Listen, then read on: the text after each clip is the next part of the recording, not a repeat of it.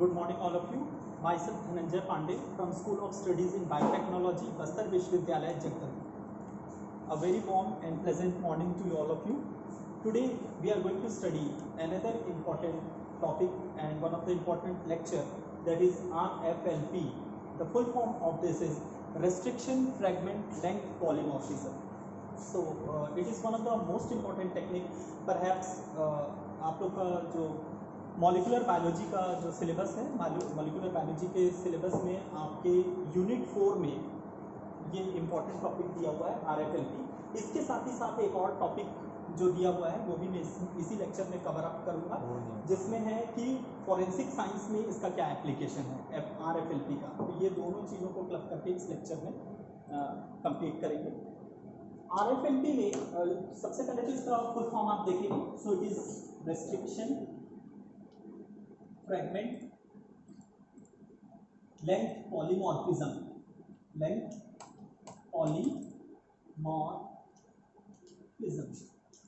तो नाम से ही पता चल रहा है बहुत कुछ कि ये technique what is it's all about. Okay, तो पहला है रेस्ट्रिक्शन, मतलब जाहिर सी बात है इसमें रेस्ट्रिक्शन एंजाइम का हम यूज करेंगे। फ्रैगमेंट, जाहिर सी बात है इस टेक्निक में कहीं ना कहीं अलग अलग फ्रैगमेंट्स आएंगे। आपको पता है कि रेस्ट्रिक्शन एंडोन्यूक्लियस से जब हम कट करेंगे तो फ्रैगमेंट्स तो ऑब्टेन होंगे अलग अलग साइज के। ओके, लेंथ, अब जो फ्रैगमेंट्स ऑब्टेन होंगे it will be of different length. कुछ फ्रैगमेंट्स बड़े हो सकते हैं, कुछ फ्रैगमेंट्स छोटे हो सकते हैं। So the length of the fragments will also be different and it will be also different on the basis of activity of restriction endonuclease enzyme। और पॉलीमॉर्फिज्म, इसी आधार पे हम पॉलीमॉर्फिज्म डिटरमाइन कर सकते हैं कि हाउ द इंडिविजुअल वन और a person one is different from a person two, because you know that the genetic makeup or the genetic constitution of all the organism on this earth is very entirely different. They are having the different sequences of the nitrogenous base pair, or their DNA are entirely different. So accordingly their different fragments will be obtained and different fragments can be well traced to identify a person 1 from a person 2. Now let us look how this technique works. Now first of all let us consider one example. If we have two persons, suppose this is person number 1 and suppose this is we have person number 2. Okay, so you have two persons. Now we isolate the DNA from both the persons. Suppose we have this DNA from person number 1 and we have isolated one more DNA. This is from person number 2. Now we will have the treatment with restriction endonuclease enzyme। restriction endonuclease enzyme से हम इन दोनों DNA को क्या करेंगे, treat करेंगे। एक example मान के चलते हैं, जैसे EcoR1 से हम ट्रीट किए। So for example we treat it with EcoR1। अब आपको ये बात भली भांति पता होगा, रेस्ट्रिक्शन एंडोन्यूक्लियस एंजाइम्स बहुत ज़्यादा स्पेसिफिक होते हैं and they are very specific for a particular target और फॉर ए पर्टिकुलर सीक्वेंस। एक पर्टिकुलर सीक्वेंस के लिए बहुत ज़्यादा स्पेसिफिक होते हैं। अब जब ये पर्टिकुलर टारगेट को या पर्टिकुलर सीक्वेंस को जाके टारगेट करेगा, ये रेस्ट्रिक्शन एंडोन्यूक्लियस इस डीएनए पे एक पर्टिकुलर सीक्वेंस पे जाके टारगेट करेगा। तो फॉर एग्जांपल मान के चलते हैं ये फर्स्ट पर्सन का था, ये सेकंड पर्सन का था। फॉर एग्जांपल इसमें मान के चलते हैं कि EcoR1 से कट करने वाले जो सीक्वेंस हैं वो एक जगह ही अवेलेबल थे, यहाँ पर अवेलेबल थे, लेकिन इसमें कितने जगह अवेलेबल थे, 2 जगह अवेलेबल थे। मतलब रेस्ट्रिक्शन एंडोन्यूक्लियस इस डीएनए को जो कि पर्सन नंबर 1 से आ रहा है उसको सिर्फ एक ही जगह ऐसा स्पेसिफिक सीक्वेंस है जहां पर वो कट कर सकता है। तो ये क्या करेगा, यहाँ से इसको कट किया, ठीक है। लेकिन जो डीएनए है जो पर्सन नंबर 2 से आ रहा है वहां रेस्ट्रिक्शन एंडोन्यूक्लियस इसको 2 जगह से कट कर सकता है। फॉर एग्जांपल एक यहाँ से भी कट कर सकता है और यहाँ से भी कट कर सकता है।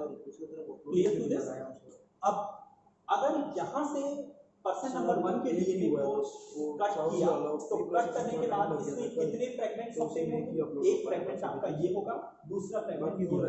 Means how many fragments you have, 2 fragments. So total how many fragments you have, 2 fragments.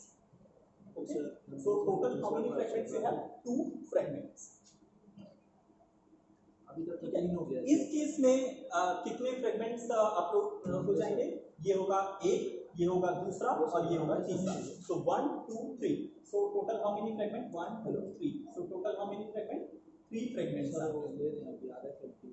ठीक है, तो यहाँ तक आप लोग को क्लियर है? एक बार फिर से देखते हैं। पर्सन 1 थे, पर्सन 2 थे, यहाँ दोनों का हमने डीएनए आइसोलेट किया, दोनों का डीएनए नेचर वाइज डिफरेंट होगा, जैसे कि मैंने आपको बताया the DNA is entirely different from different individuals. अब ये दोनों डीएनए को हमने ट्रीट किया रेस्ट्रिक्शन एंडोन्यूक्लियस एंजाइम के माध्यम से। रेस्ट्रिक्शन एंडोन्यूक्लियस एंजाइम, एक एग्जांपल लेते हैं EcoR1। तो रेस्ट्रिक्शन एंडोन्यूक्लियस एंजाइम्स बहुत ज़्यादा स्पेसिफिक होते हैं। स्पेसिफिक होने के कारण वो एक पर्टिकुलर सीक्वेंस पे ही जाके कटिंग करेंगे या एक स्पेसिफिक सीक्वेंस पे ही जाके कट करेंगे। अब कट करने के बाद लेट अस सपोज कि पर्सन नंबर 1 के एक स्पेसिफिक साइट पे इसने कट किया और यहाँ पर्सन नंबर 2 के 2 स्पेसिफिक साइट पे इसने जाके कट किया। अब कट करने के बाद यहाँ कितने फ्रेगमेंट्स हमें मिले? 2 फ्रेगमेंट्स मिले और यहाँ कितने फ्रेगमेंट्स मिले हमको? 3 फ्रेगमेंट्स मिले। ठीक है, अब ये जो भी फ्रेगमेंट्स हमको मिलेंगे, इन फ्रेगमेंट्स को हम क्या करेंगे? जेल में रन करा के देखेंगे कि how a person 1 and how a person 2 DNA differ on the basis of length and how they are polymorphic in nature। अब इसके बाद हम क्या करेंगे? जेल रन कराएंगे, जेल इलेक्ट्रोफोरेसिस का नॉर्मल प्रिंसिपल। यहाँ पर आप ले लिए common, this is for marker, आपको भी मार्कर रन कराए इसमें। यहाँ पर दोनों पर्सन का हम लेंगे, सपोज पर्सन नंबर 1 का ये है, ये पर्सन नंबर 2 का है, 2 वेल्स यहाँ पर हमने बनाया। यहाँ पर हम मार्कर लोड कर दिए, स्टैंडर्ड मार्कर। यहाँ हमने पर्सन 1 का डीएनए को लोड किया, यहाँ से हम लोगों ने ये पूरा मिक्सचर था, यहाँ से माइक्रोपिपेट में लिया और लाके यहाँ पर वेल नंबर 1 में लोड कर दिया। पर्सन नंबर 2 का जो डीएनए रेस्ट्रिक्शन एंडोन्यूक्लियस से ट्रीट था, 3 फ्रेगमेंट मिले थे, इसको हमने माइक्रोपिपेट में लिया और लेके यहाँ पर हमने लोड कर दिया।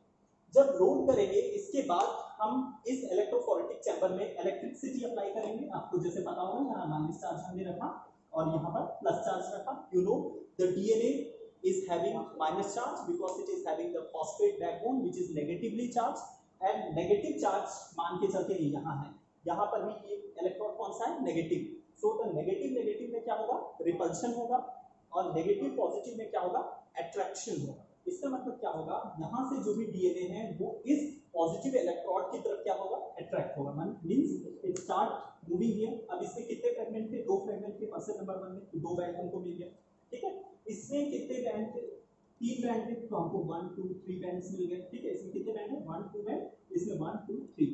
ओके, ठीक है। अब ये तो अपना मार्कर यहाँ पर आपने रन कराया था। ठीक है, अब यहाँ पर ये दोनों को अपने को कंपेयर करना है, person 1 with the person 2। Okay, तो पर्सन 1 में इसके बाद हम लोगों ने पूरा जेल रन कर दिया, जेल आपका कंप्लीट हो गया। जेल इसके बाद हमने निकाला, बैंड को हमने विजुअलाइज किया। तो पर्सन 1 के केस में हमारा कितना बैंड आ रहा है? हमारा 2 बैंड आ रहा है, जबकि पर्सन 2 के केस में हमारा कितना बैंड आ रहा है? 3 बैंड। क्यों 3? यहाँ 2 बैंड आ रहा है, यहाँ 3 बैंड आ रहा है, क्योंकि यहाँ सिर्फ एक ही रेस्ट्रिक्शन एंडोन्यूक्लियस साइट था, यहाँ एक से ज्यादा मतलब 2 रेस्ट्रिक्शन एंडोन्यूक्लियस साइट था। तो EcoR1 यहाँ सिर्फ एक ही जगह पे कट करेगा, यहाँ 2 जगह पे कट करेगा। इसके फलस्वरूप यहाँ 2 फ्रेगमेंट्स, यहाँ 3 फ्रेगमेंट्स रेस्पेक्टिवली हमको मिलेंगे। और इन्हीं फ्रेगमेंट्स को जब हम इस जेल में रन कराते हैं, तो जेल में जब रन कराएंगे तो हमको कंफर्म हो जाएगा कि यस इसमें 2 फ्रेगमेंट है। वहां पर हमको कंफर्म नहीं हो रखा because it is in the mixture. Although we are having 2 fragments, but it's not visible. But here in the visible form, we can have both the fragments available over here. And in the person number 2, all the 3 bands are available over here, which is not visible over there, but it can be well seen over here when it is run on the gel. तो इस jail में ये parameter हमको यहाँ पर मिल गया। अब ये जेल देखने के बाद हम कंपेयर कर सकते हैं कि पर्सन नंबर 1 का डीएनए कैसा था, पर्सन नंबर 2 के डीएनए कैसा था, दोनों में कितने रेस्ट्रिक्शन साइट थे और EcoR1 कहाँ पर उसको कट कर सकता है, और दोनों पर्सन में आइडेंटिटी है कि नहीं है, ये हम मैच करने का कोशिश करते हैं और ये हम डिटरमाइन करने का कोशिश करते हैं। तो RFLP एक बहुत इंपॉर्टेंट टेक्निक है जिसको हम फॉरेंसिक साइंस में भी इस्तेमाल करते हैं। आप लोग के मॉलिक्यूलर बायोलॉजी में ये अलग से एक मेंशन किया हुआ है to know about RFLP in the forensic science and how it is helpful in the forensic determination। तो यहाँ तक अगर आपको क्लियर है तो हम सीधा उस पर चलते हैं सेकंड वाले टॉपिक पे, जो फॉरेंसिक में क्या इसका इस्तेमाल है, एप्लीकेशन है, वो देखेंगे, एप्लीकेशन एस्पेक्ट देखेंगे। तो I think this is clear to all of you.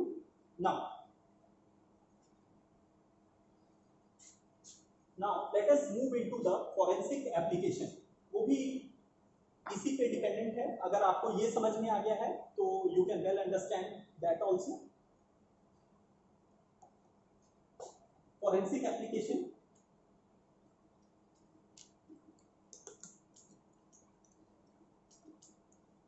Forensic application इसका क्या है, RFLP का। ओके, इस तरीके से आपको देखना है यहाँ पर, ठीक है।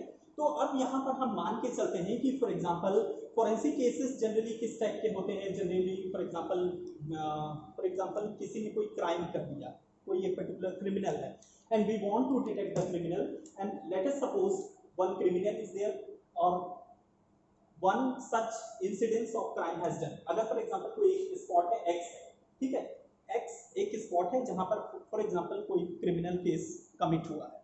अब वहां पर फॉर एग्जांपल हमें क्रिमिनल का कोई भी रेसिड्यू मिल जाता है, फॉर एग्जांपल हेयर मिल जाता है या कोई भी ऐसा पार्ट मिलता है जहां से हम DNA एक्सट्रैक्ट कर सकते हैं या आइसोलेट कर सकते हैं, so that we can have one. तो यहां से हमको एक DNA मिल जाएगा उस स्पॉट से जहां से हमने क्रिमिनल का कोई भी सैंपल ऐसा लिया है जिससे हमको DNA मिल सकता है, तो one DNA will get from there.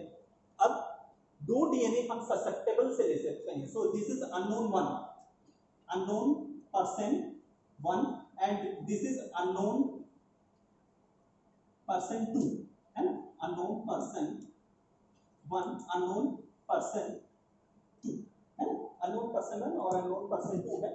हमको ऐसा डाउट है कि मे बी ये दोनों में से कोई एक क्रिमिनल है, but we are not sure that who is the criminal. Okay, तो हाउ टू डिटेक्ट और how to come across a concrete conclusion that who may be the actual criminal or who is the committer of that particular crime। तो इसमें हम ये देखते हैं, for example पहले तो हमको एक ऐसा DNA मिल गया जो कि फॉर एग्जांपल ये वो साइट था जहां पर क्राइम कमिट किया गया था, और वहां से हमको कोई भी सैंपल मिला है, और इस सैंपल से हम लोगों ने क्या किया, फॉर एग्जांपल इसको हम बोले X, वो साइट जहां पर वो सैंपल मिला और उस सैंपल से हमने DNA निकाला, तो ये एक DNA तो वो हो गया। दूसरा DNA ऐसा हुआ जो अननोन पर्सन 1 का है, we don't know he is criminal or not। एक अननोन पर्सन का और DNA मिल गया, we don't know among them one is the criminal but we don't know who is that, 1 or 2 we are not sure, so how you will do। पर अब इसमें हम इसी application को इस्तेमाल करते हैं, तो सेम वही फिनोमेना है, रेस्ट्रिक्शन एंडोन्यूक्लियस एंजाइम हम यहाँ पर यूज करेंगे। Example for example let us suppose EcoR1। अब EcoR1 को हम यूज किए तो फॉर एग्जांपल अब यहाँ पर इसके पास इस टाइप का कंडीशन है, ये तीनों DNA हमारे पास है। यहाँ फॉर एग्जांपल मान के चलते हैं हमारे पास एक ऐसा साइट है जहां पर EcoR1 कट कर सकता है, ठीक है। अब यहाँ पर हमारे पास ऐसे 3 साइट है जहां EcoR1 कट कर सकता है, ठीक है, और यहाँ एक ऐसे साइट है जहां पर EcoR1 कट कर सकता है। तो जैसे हम रेस्ट्रिक्शन एंडोन्यूक्लियस डालेंगे तो ये पहला जो साइट वाला सैंपल था वहां जो उसमें एक EcoR1 साइट है वहां से ऐसे कट करेंगे, ठीक है। पर्सन नंबर 1 अननोन जो कि वी आर नॉट श्योर, उसके DNA को कट करेंगे तो हम EcoR1 यहां से कट करेगा, और पर्सन नंबर 2 के DNA को कट करेंगे तो यहां से कट करेगा, ठीक है। तो इस केस में कितने फ्रेगमेंट मिलेंगे, 1 and 1, सो 2 फ्रेगमेंट। इसमें 1 2 3 4, इसमें हमको मिले 4 फ्रेगमेंट। इसमें कितने फ्रेगमेंट, 1 2, इसमें कितने फ्रेगमेंट मिले, 2 फ्रेगमेंट, क्लियर। अब इसके बाद ये पूरे फ्रेगमेंट्स अभी भी हमको विजिबल नहीं है, विजिबल करने के लिए हम क्या करेंगे, जेल चलाएंगे। तो यहाँ हम क्या लिए, जेल लिए, जेल में 3 वेल्स हमने डाल दिए। पहला वेल है वो X साइट का जहां से वो सैंपल लिया गया था, ये है पर्सन नंबर 1 का, ये है पर्सन नंबर 2 का।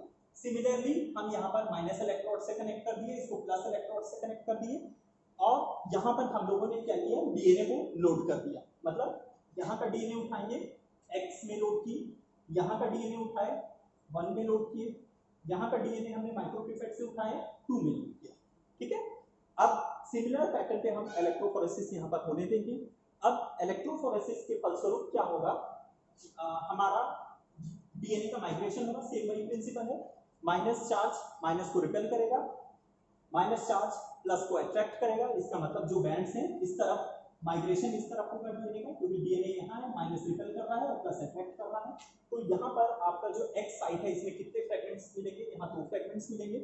यहाँ पर कितने फ्रेगमेंट्स मिलेंगे, 1 2 3 4, ये 4 है तो 1 2 3 4 फ्रेगमेंट्स मिलेंगे। ठीक है, यहाँ कितने फ्रेगमेंट्स मिलेंगे? 2 फ्रेगमेंट्स, मतलब यहाँ पर मिलेंगे, एक फ्रेगमेंट यहाँ मिलेगा और एक फ्रेगमेंट यहाँ मिलेगा। तो अगर ये फ्रेगमेंट को देख के हमको कैसे पता चलेगा कि कौन वो व्यक्ति था या किसने वो कंडीशन फेस किया या किसने क्राइम कमिट किया? तो इसको अगर हम देखें, इस जेल के पैटर्न को देखें, तो ये वो सीक्वेंस है जो हमें उस पर्टिकुलर साइट से मिला था जहां पर क्राइम कमिट हुआ था, और ये पर्टिकुलर सीक्वेंस हमको पर्सन नंबर 2 से मिल रहा है, जो कि एग्जैक्टली ओवरलैप कर रहा है उस सीक्वेंस से, जो कि सीक्वेंस ऑफ डीएनए हमको उस पर्टिकुलर क्राइम वाले एरिया से मिला है। इसका मतलब क्या हुआ? इस व्यक्ति का जो डीएनए है, पर्सन नंबर 2 का डीएनए है, वो एग्जैक्टली ओवरलैप कर रहा है या फिंगरप्रिंट कर रहा है किसको? वो पर्टिकुलर डीएनए को, जो कि वहां से आइसोलेट किया गया है जहां पर क्राइम कमिट हुआ है। So by looking at to this scenario, इससे तो वो ओवरलैप नहीं कर रहा है क्योंकि इसमें कितने हैं? 4 फ्रेगमेंट है, और यहाँ पर कितना है? 2 है, तो इससे तो ओवरलैप नहीं कर रहा है। ये ओवरलैप किससे कर रहा है? पर्सन नंबर 2 से कर रहा है। देयरफॉर ये देखिए दोनों सिमिलर है, x का यहाँ 2 बैंड है, 2 में भी यहाँ 2 बैंड है, ये दोनों एक जैसे दिख रहे हैं। लेकिन इसमें देखिए 1 2 3 4 बैंड है, इसमें 2 बैंड है, तो 4 और 2 तो एक जैसा नहीं है, लेकिन ये दोनों एक जैसे हैं। इसका मतलब जो सैंपल हमको क्राइम वाले एरिया से मिला है, वो सैंपल पर्सन नंबर 2 के डीएनए से मैच कर रहा है। इसका मतलब the person number 2 has been committing that crime or has committed that crime, and from this, by the DNA fingerprinting or by this RFLP, by this image or by this imprinting, we can say that yes, the person 2 based on the RFLP may be the criminal of that particular case. तो ये forensic science में ऐसा बहुत सारा और भी applications हैं जहां अलग अलग प्रकार के रेस्ट्रिक्शन एंडोन्यूक्लियस का इस्तेमाल करके हम क्रिमिनल केस को डिटेक्ट करने में, डीएनए के मिस्ट्रीज को सॉल्व करने में और लोगों को इस प्रकार से डिटेक्ट करने में, पर्सन एक से दूसरे पर्सन में पॉलीमॉर्फिज्म दिखाने में, यह बहुत अलग अलग एस्पेक्ट को हाईलाइट करने में इस टेक्निक का इस्तेमाल करते हैं। So it is one of the very important technique used in the molecular biology and also very important technique also used perhaps in the case of forensic science for other type of determination and also for determination of polymorphism within the individual. I hope this lecture is very clear to you. Thank you so much for your kind attention.